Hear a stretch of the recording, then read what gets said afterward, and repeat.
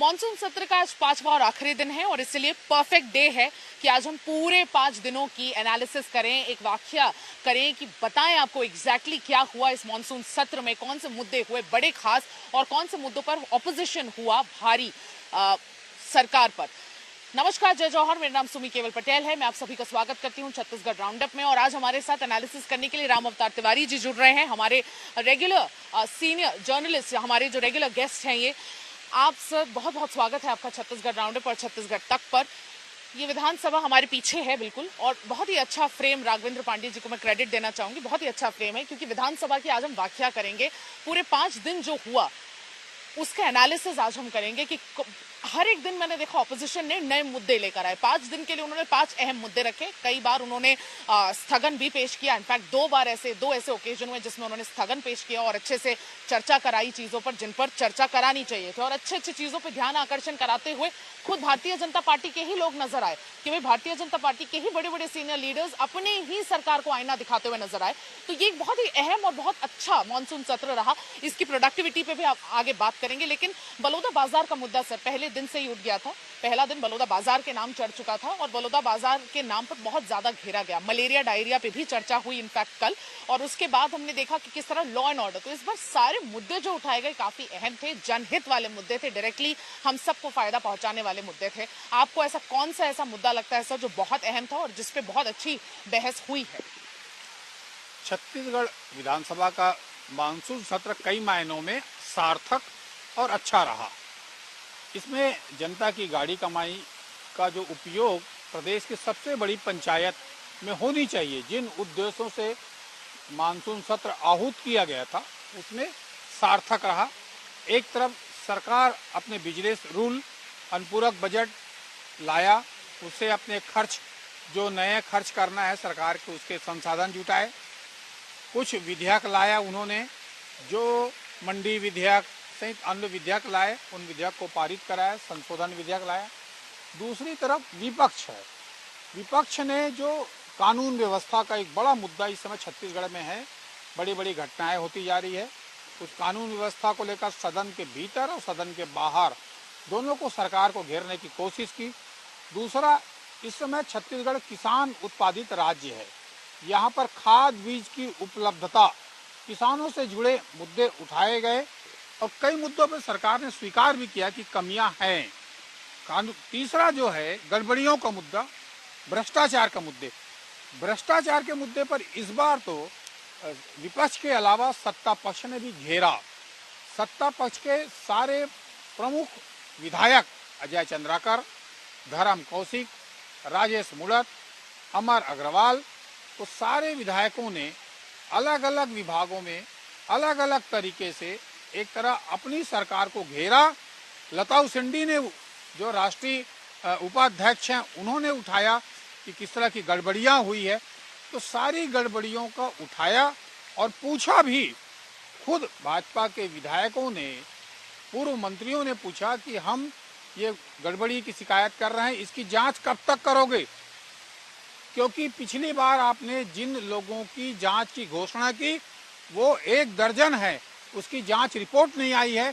तो अपनी ही सरकार को, जिसकी भ्रष्टाचार की गड़बड़ियों की जांच की घोषणा हुई, उस पर अजय चंद्राकर ने खड़ा होकर पूछा, सिलसिलेवार बताया कि आपने कौन सी घोषणा की थी। उन घोषणाओं का रिजल्ट आज तक नहीं आया।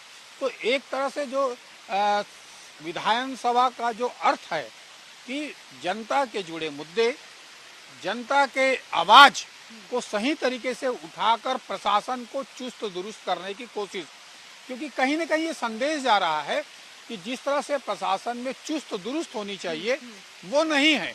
तो विधानसभा का एक सत्र होने से एक बड़ा फीडबैक सरकार को ये मिलता है कि उसको निचले स्तर पर होने वाली गड़बड़ियाँ, शासन प्रशासन की गड़बड़ियाँ, आम जनता की जो मांग है वो उभर कर विधानसभा तक आती है, उस पर एक बहस होती है, डिस्कशन होता है और फिर सरकार उस पर काम करती है।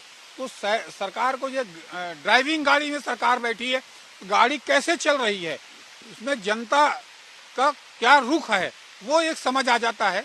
तो विष्णुदेव सरकार के मंत्रियों को भी समझ आ गया होगा कि वास्तविक में जनता की मूड क्या है, जनता की समस्या क्या है, लोगों की समस्या क्या है और कैसे हल करना है। और प्रशासन में सक्रियता जो आनी चाहिए वो आ गई होगी ऐसा लगता है, क्योंकि जितनी आक्रामकता से कांग्रेस ने मुद्दे उठाए, एक तरह से कांग्रेस में दिग्गज नेता हैं जो चुनाव जीत कर आए हैं, चरणदास महंत जी, भूपेश बघेल जी और सारे नेता, उन सारे नेताओं ने पूरे समय का उपयोग किया। हर जो मुद्दे, चाहे बलौदा बाजार का मुद्दा हो, चाहे किसानों का मुद्दा हो, आरंग का भी मुद्दा उठा, तो ऐसे तमाम मुद्दे उठे और कई मुद्दों को सरकार को घेरा कि आपकी कथनी और करनी में फर्क दिख रहा है। तो कैसे फर्क दिख रहा है, किन किन मुद्दों पे फर्क दिख रहा है, ये भी बताने की कोशिश विपक्ष ने की और आईना दिखाने का काम विपक्ष ने किया है। तो हम अगर देखेंगे तो कई बड़ी घोषणाएं भी हुई, कई बार सदन का बहिष्कार भी हुआ। एक तरह से सत्तारूढ़ दल ने ये भी उपयोग कर लिया, जो आज चर्चा हुई अंतिम समय पर, कि प्रधानमंत्री जी तीसरी बार सत्ता में जीत कर आए और बहुमत के साथ जीत कर आए, उसका एक प्रस्ताव पारित कर दिया समर्थन में और उनकी जो कार्यप्रणाली उसका भी एक प्रचार किया। तो सत्तारूढ़ दल अपना संसदीय ज्ञान का जगह है, कानून बनाने की जगह है, तो कानून बनाया भी गया। विपक्ष का काम है कि विपक्ष एक आईना दिखाए, तो आईना दिखाया भी गया कि सरकार में जो आम आदमी भटक रहा है, उसकी समस्याएं हल नहीं हो रही है। बिल्कुल, तो आम आदमी कैसे करेंगे? आम आदमी की आवाज को विधानसभा में लाया गया। जो विधानसभा का अर्थ है, जैसे कि राम अवतार तिवारी जी ने बताया, कि आम आदमी की आवाज पहुंचाना सदन पर और उस पर डिस्कशन करना, उनके सारे मुद्दों पर डिस्कशन करना, कानून बनाना और एक रुख, जनता का एक मूड भी समझ आ जाता है। भारतीय जनता पार्टी को 7 महीने हो गए इस शासनकाल में, लेकिन इस शासनकाल में 7 महीनों पे काफी उंगलियां उठ रही है, स्पेशली लॉ एंड ऑर्डर पे। लॉ एंड ऑर्डर एक बहुत बड़ा मुद्दा रहा, उसी पर ऑपोजिशन ने अपना एक रैली भी निकाली और इतनी सक्सेसफुल रैली निकाली जिसके लिए सचिन पायलट खुद दिल्ली से आए थे यहाँ पर, और देखा गया 5000 लोग जमा हुए थे और बहुत अच्छे से ऊर्जा कार्यकर्ताओं में नजर आ रही थी। तो ऑपोजिशन भी बहुत एक अच्छे मूड में नजर आ रहा है कि 4 साल, वो एक आइडिया लग गया है हमें इसी रैली से कि ऑपोजिशन भी अच्छी खासी चुनौती देते हुए नजर आएगा। भले नंबर कांग्रेस के 35 हो, लेकिन वो बिल्कुल 50 का ही दम दिखाएंगे और रूलिंग को कहीं ना कहीं एकदम चाकू की नोक पर रखने का मूड है। सुबह बहुत बढ़िया सवाल की तूने। देखिए 7 महीना हुए, 7 महीने में भी कांग्रेस आक्रामक दिखने लगी, कांग्रेस में सक्रियता दिखने लगी, विपक्ष की आवाज में बुलंदी दिखने लगी। ये एक बड़ा चीज इस सत्र के दौरान दिखा। दूसरी तरफ देखेंगे तो सत्तारूढ़ दल भी सतर्क हो गई होगी। सत्तारूढ़ दल को भी समझ आ गया होगा कि किस तरह की बातें जो उभर कर आ रही है, क्योंकि नए विधायक जीत के आए, जो पहली बार विधायक जीत के आए, पहली बार इन मंत्रियों को जवाब देना था। एक बड़ी बात जो है कि इस भाजपा सरकार ने नए लोगों को मंत्री बनाया है, पुराने मंत्रियों को दरकिनार कर दिया गया है। विधायक जो जीत कर आए हैं मगर उनको रूलिंग पार्टी मंत्री पद से ना देकर विधायक हैं, तो एक विधायक की भूमिका में दिखे पूर्व मंत्री, कई दिग्गज वो लोग, और दूसरी तरफ नए लोग जो मंत्री बनाए गए उनको विभाग की कामकाज की समझ आई होगी, कामकाज आ गया होगा कि सत्र में कैसे चलना है, किस तरह से नौकरशाही जो बेलगाम होता है उसको कैसे लगाम करना है, नौकरशाही किस तरह की गड़बड़ियां करके निकल जाती है। जैसे हमने स्वास्थ्य विभाग में देखा है कि बड़ी भ्रष्टाचार जो आई है, सौर ऊर्जा की बड़ा भ्रष्टाचार आया है, उसकी जांच की घोषणाएं हुई, सदन की समिति से घोषणा।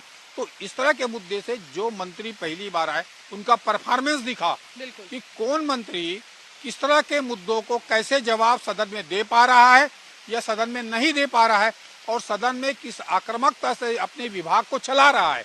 तो एक बड़ी बात तो विधानसभा से पूरी तरह ये दिखा कि मंत्री जो है सक्रिय थे, सक्रिय होने की जरूरत है मंत्रियों में।